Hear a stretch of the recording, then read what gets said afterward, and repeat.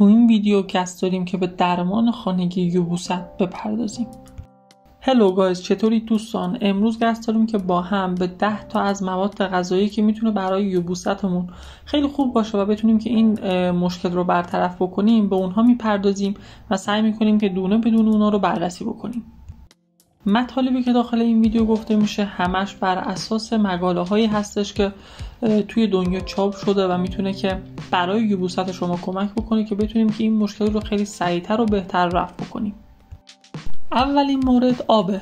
مصرف مقدار کافی آب در طول شبانه روز میتونه که باعث نرم شدن مدفوع بشه و توصیه میشه که روزانه حداقل 8 لیوان آب بنوشید.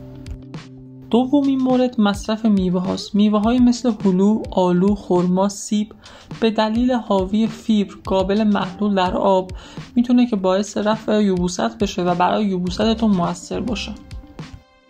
سومین مورد مصرف سبزیجات. سبزیجات خام مثل خیار به دلیل مقدار کافی آب و فیبر میتونه که باعث عملکرد بهتر روده بشه و یبوست شما رو بهتر بکنه. خب بچه‌ها، رسیدیم به یکی از قسمت‌های مهم که مصرف غلات کامله.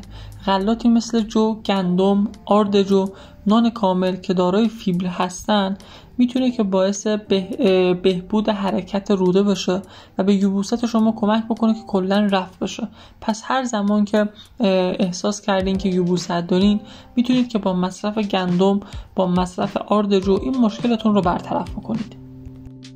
پنجمین مورد مصرف حبوبات مثل لوبیا، عدس، نخود، نخودچی همگی دارای زیادی از فیبر هستن که استفاده از اونا میتونه که باعث بهبود حرکات روده بشه و یبوست شما رو رفع کنه. مورد 7 توت ها هستن مثل توت فرنگی، توت سیاه که مقدار زیادی فیبر دارن و استفاده از اونها به حرکات روده کمک میکنه.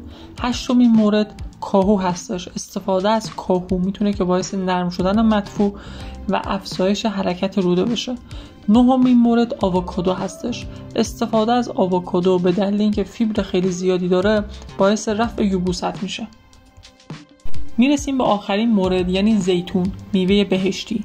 مصرف زیتون به خصوص زیتون سیاه که دارای خواص ملینی هستش میتونه که باعث رفع یبوست بشه. پس تو برادر عزیزم، تو خواهر عزیزم، اگر که به یبوست مبتلا شدی میتونی که با مصرف زیتون به صورت روزانه این مشکلت رو کامل برطرف بکنی.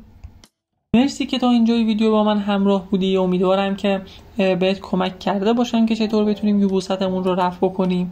حتما من رو سابسکرایب کن و اگر که نظری هم داشتی داخل کامنت ها برای من کامنت بکن.